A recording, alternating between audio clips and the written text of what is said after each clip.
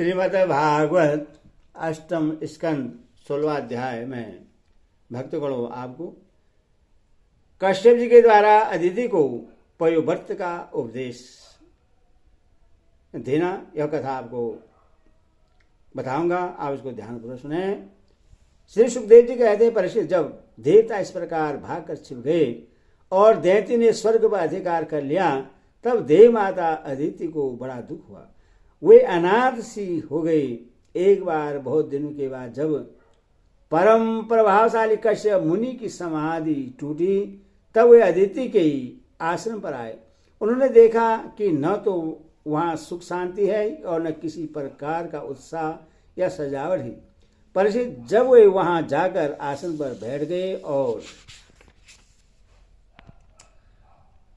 अदिति ने विधिपूर्वक उनका सत्कार कर लिया, तब वे अपनी पत्नी अदिति से, जिसके चेहरे पर बड़ी उदासी छाई हुई थी, बोले, कल्याणी, इस समय संसार में ब्राह्मण पर कोई विपत्ति तो नहीं आई है।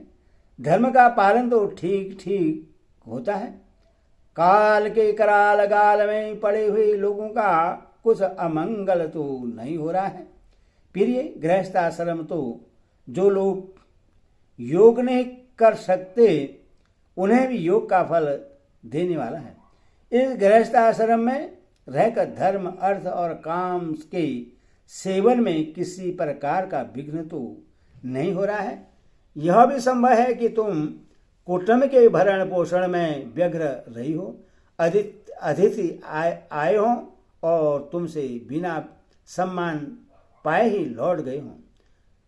तुम खड़ी होकर उनका सत्कार करने में भी असमर्थ रही हो।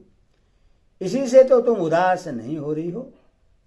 जिन घरों में आए हुए अतिथि का जल से भी सत्कार नहीं किया जाता और वे ऐसे ही लौट जाते हैं, वे घर अवश्य ही गीदड़ों के घर के समान हैं। प्रिय, संभव है मेरे बाहर चले जाने पर कभी तुम्हारा चित्त उद्गन रहा हो और समय पर तुमने हौस से अग्नियों में हवन न किया हो। सर्वदेवमय भगवान के मुख हैं, सर्वदेवमय भगवान के मुख हैं ब्राह्मण और अग्नि। गृहस्थ पुरुष यदि इन दोनों की पूजा करता है तो उससे उन लोगों की प्राप्ति होती है जो समस्त कामनाओं को पूर्ण करने वाले हैं।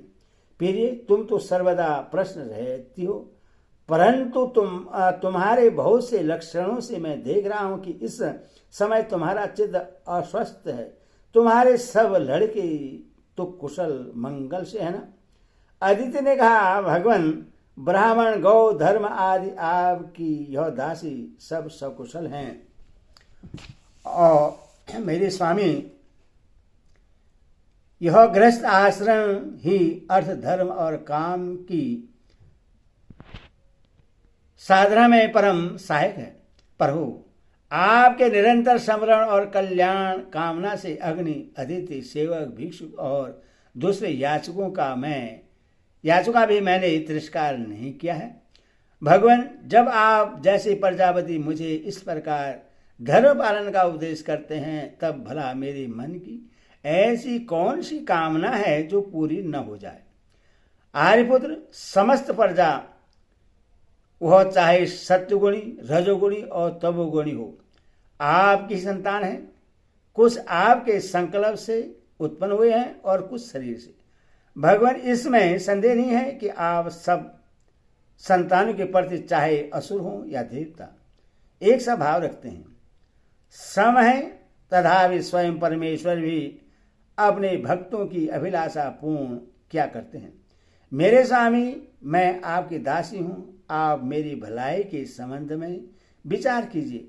मर्यादा पालक पर हो। शत्रु ने हमारी संपत्ति और रहने का स्थान तक छीन लिया है। आप हमारी रक्षा कीजिए। बलवान दैत्य ने मेरे ऐश्वर्य, धन, यश, पद छीन लिए हैं तथा हमें घर से बाहर निकाल दिया है। इस प्रकार मैं दुख के समुद्र में डूब रही हूं। आपसे बढ़कर हमारी भलाई करने वाला और कोई नहीं है। इसीलिए मेरे हितैषी स्वामी, आप सोच विचार कर अपने संकल्प से ही मेरे कल्याण का कोई ऐसा उपाय कीजिए जिससे कि मेरे पुत्रों को वे वस्तुएं फिर से प्राप्त हो जाए। श्री सुखदेव जी कहते हैं, इस प्रकार अदिति ने जब कश्यप जी से प्रार्थना की तब वे कुछ विस्मित से होकर बोले, बड़े आश्चर्य की बात है, भगवान की माया भी कैसी प्रबल है। यह सारा जगत स्नेह की रंज से बना हुआ है। कहाँ यह पंचभूतों से बना हुआ अनात्मा शरीर और कहाँ प्रकृति से ही परे आत्मा। न किसी का कोई पति है, न पुत्र है, और न तो संबंधी ही है। मोह से मनुष्य को नचा रहा है।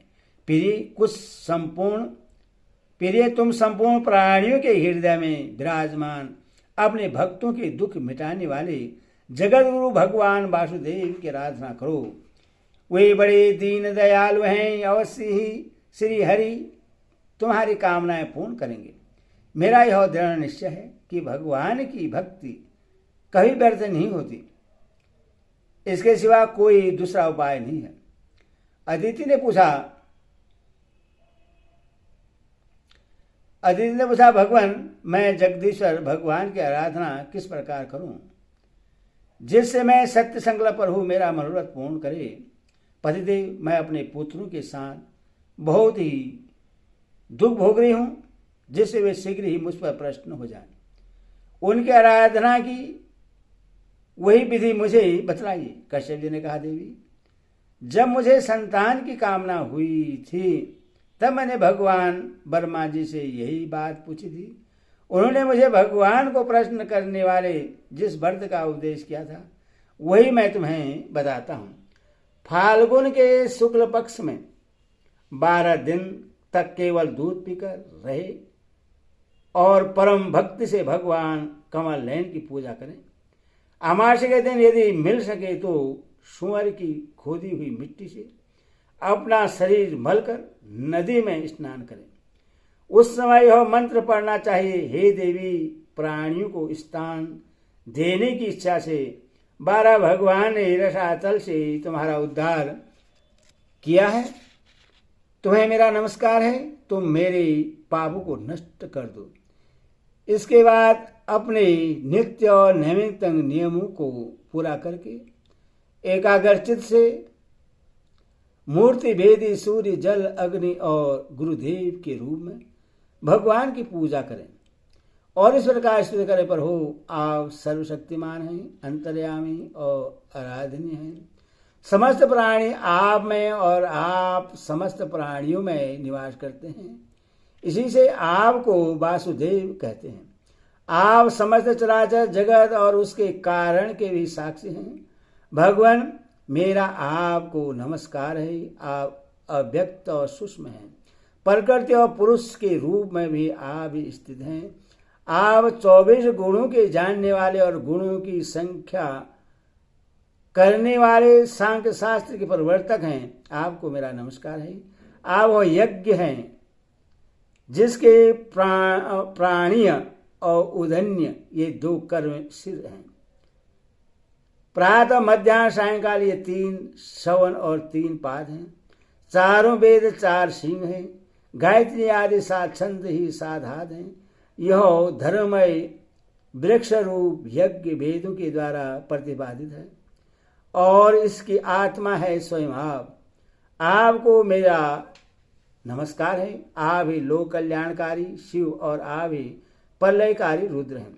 समस्त शक्तियों को धारण करने वाले भी आप ही हैं। आपको मेरा बार बार नमस्कार है। आप समस्त विद्याओं के अधिपति एवं भूते के स्वामी हैं।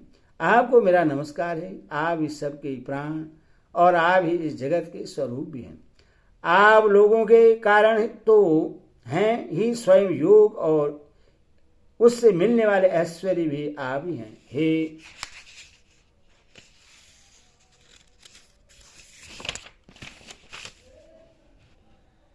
हे हिरण्यगर्भ, आपके लिए मेरा नमस्कार।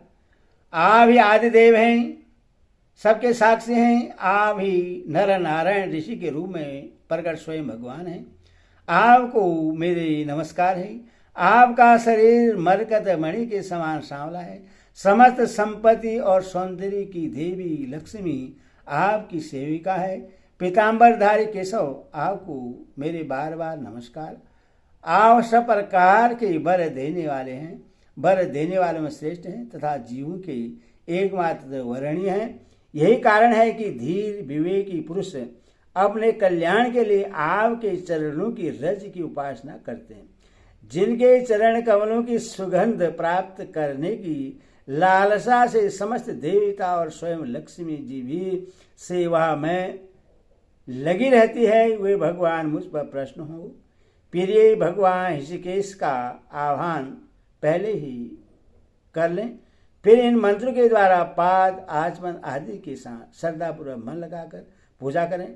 गंधमाला आदि से पूजा करके भगवान को दूध से स्नान करावें। उसके बाद वस्त्र, यज्ञोपवीत आभूषण, पाद आचमन, गंध, धूप आदि के द्वारा द्वादश मंत्र से भगवान की पूजा करें। यदि सामर्थ्य हो तो दूध में पकाए हुए तथा घी और गुड़ मिले हुए साली के चावल का नैवेद्य लगावें और उसी का 10 मंत्र से हवन करें। उस नैवेद्य को भगवान के भक्तों में बांट दें या स्वयं पालें। आचमन और पूजा के बाद तांबुल निवेदन करें। 108 बार 12 मंत्र का जप करें और स्तुतियों के द्वारा भगवान का स्तवन करें। प्रदक्षिणा करके बड़े प्रेम और आनंद से भूमि पर लौटकर दंडवत प्रणाम करें। निर्माल्य को सिर से लगाकर देवता का विसर्जन करें। कम से कम 2 ब्राह्मणों को यथोचित रीति से खीर का भोजन कराएं। दक्षिणा आदि से उनका सत्कार करें। इसके बाद उनसे आज्ञा लेकर अपने इष्ट मित्रों के साथ बचे हुए अन्न को स्वयं ग्रहण करें। उस दिन ब्रह्मचर्य से रहें और दूसरे दिन प्रातः काल ही स्नान आदि करके पवित्रता पूर्वक विधि से एकाग्र होकर भगवान की पूजा करें। इस प्रकार जब तक व्रत समाप्त न हो तब तक दूध से स्नान कराकर प्रतिदिन भगवान की पूजा करें। भगवान की पूजा में आदर बुद्धि रखते हुए केवल पयोवर्ती रहकर यह व्रत करना चाहिए। पूर्वत प्रतिदिन हवन और ब्राह्मण भोजन भी कराना चाहिए। इस प्रकार पयोवर्ती रहकर 12 दिन तक प्रतिदिन भगवान की आराधना, होम और पूजा करें तथा ब्राह्मण भोजन कराता रहे।